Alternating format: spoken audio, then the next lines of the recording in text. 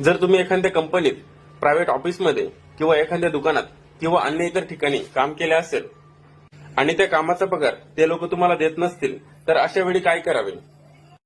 अशा वेळी तुम्ही त्या लोकांना एक कायदेशीर नोटीस पाठवू शकता आणि सदरची नोटीस मिळून देखील त्या लोकांनी तुमचा पगार नाही दिला तर तुम्ही लेबर कोर्टमध्ये तुमची तक्रार दाखल करू शकता.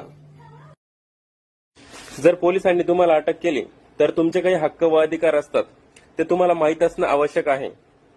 पहिला अधिकार, पोलिसांनी तुम्हाला अटक केल्यानंतर 24 तासाच्या आत तुम्हाला कोर्टासमोर हजर करणे आवश्यक असते. दुसरा अधिकार, तपासादरम्यान तुम्हाला तुमच्या वकिलाला भेटण्याची परवानगी असते.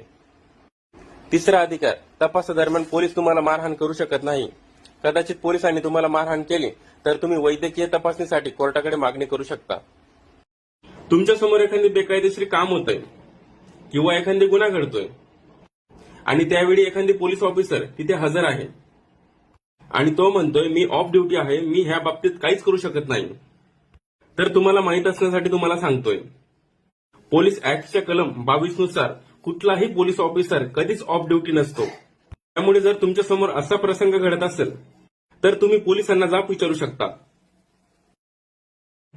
जर तुम्ही तुमच्या वाढदिवसाला तलवारीने केक कापत असाल तर हा पण एक गुन्हाच आहे. तुम्हाला असं कृत्य करताना पोलिसांनी पाहिलं आणि त्यांच्या असं लक्षात आलं की भविष्यात यातून गुन्हा घडू शकतो, तर पोलीस केक कापणाऱ्याला आणि तिथे उभे राहून टाळ्या वाजवणाऱ्या प्रत्येकाला अटक करू शकता. भारतीय न्याय सुरक्षा संहितेचे कलम 170 नुसार पोलिसांना तशी ऑथॉरिटी आहे.